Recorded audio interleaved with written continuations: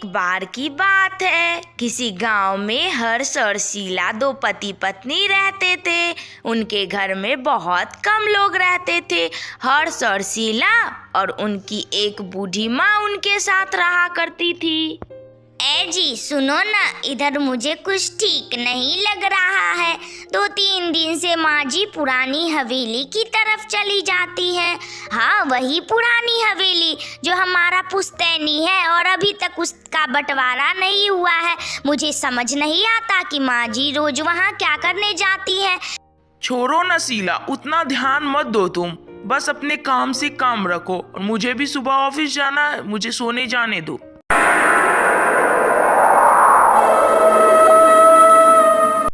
फिर आज भी शाम होते ही हर्ष की माँ पुरानी हवेली की ओर चली आती है। सुनो ना हर्ष, आज फिर माँ जी उसी पुरानी हवेली की तरफ गई है। अब तो आस पड़ोस की औरत भी यह सब बात करने लगी है कि इसकी सास क्यों उस ओर जाती है। मुझे कुछ समझ में नहीं आ रहा है। मुझे पता लगाना ही होगा कि आखिर माँ जी उधर क्या करने जाती हैं।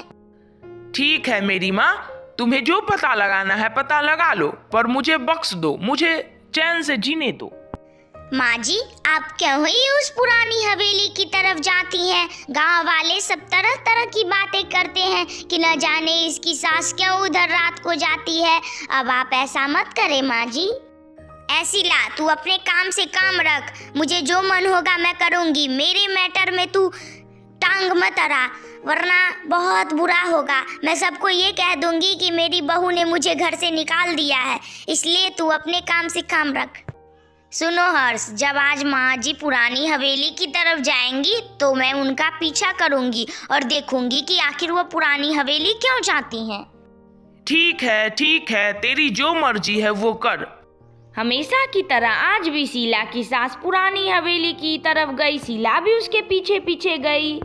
माता, मैंने जो तुम्हें लाने को कहा था, क्या तुम ले आई हो?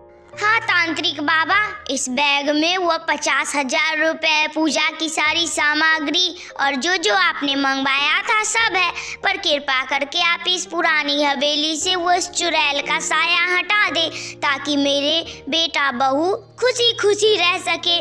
आपकी बहुत कृपा होगी बाबा। शीला की सास और तांत्रिक के बीच की सारी बातें शीला छुपकर सुन रही थी। उसे शक था कि दाल में अवश्य कुछ काला है। उसका शक तब यकीन में बदल गया जब उसने तांत्रिक को एक लड़की से बात करते देखा। क्या अच्छा मेकअप किया था तुमने, और उस बुढ़िया को क्या डराया। उसे पूरा यकीन हो गया कि इस हवेली में जरूर कोई चुड़ैल रहती है। चलो, अब हम लोग को पैसे मिल ही गए हैं तो तुरंत यहाँ से 9-2-11 हो जाते हैं। शीला यह सब बातें सुनकर बहुत शॉक्ड थी, पर उसने बुद्धिमत्ता से काम लिया और वह तुरंत पुलिस को फोन कर दी। देखिए इंस्पेक्टर, यही दोनों वह ढोंगी है जिसने मेरी मासूम सास को अपने जाल में फंसाया और उन्हें गलत बातें बताई। इन लोगों को कड़ी से कड़ी सजा दो, ताकि यह लोग आगे से किसी के साथ ऐसा न करें। क्यों ढोंगी बाबा, तुम लोग को क्या लगा कि तुम मेरी सास से ऐसे ही पैसे ऐंठ लोगे और मैं देखती रहूंगी? इंस्पेक्टर साहब ढोंगी बाबा और उस लड़की को पकड़कर ले जाते हैं और उन सबको जेल की सलाखें मिलती हैं और शीला बहुत खुश होती है। बहू, मुझे माफ कर दो।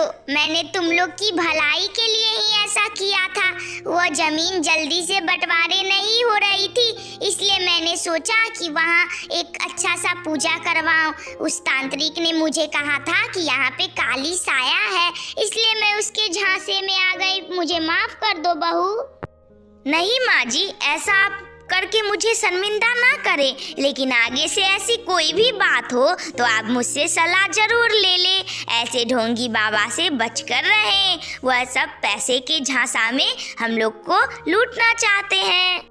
तो इस कहानी से क्या शिक्षा मिलती है बच्चों? यही कि कभी भी कोई परेशानी हो तो अपने परिवार वालों से जरूर उस पर चर्चा करें और कोई भी तांत्रिक वांत्रिक के झांसे में ना आए। अगर तुम्हें वीडियो अच्छी लगी हो तो लाइक करो, शेयर करो, कमेंट करो और हाँ, सब्सक्राइब भी कर लेना। फिर मिलेंगे अगली वीडियो के साथ। कार्टून वाली दीदी तुम्हें रोज नई नई कहानी सुनाया करेगी। थैंक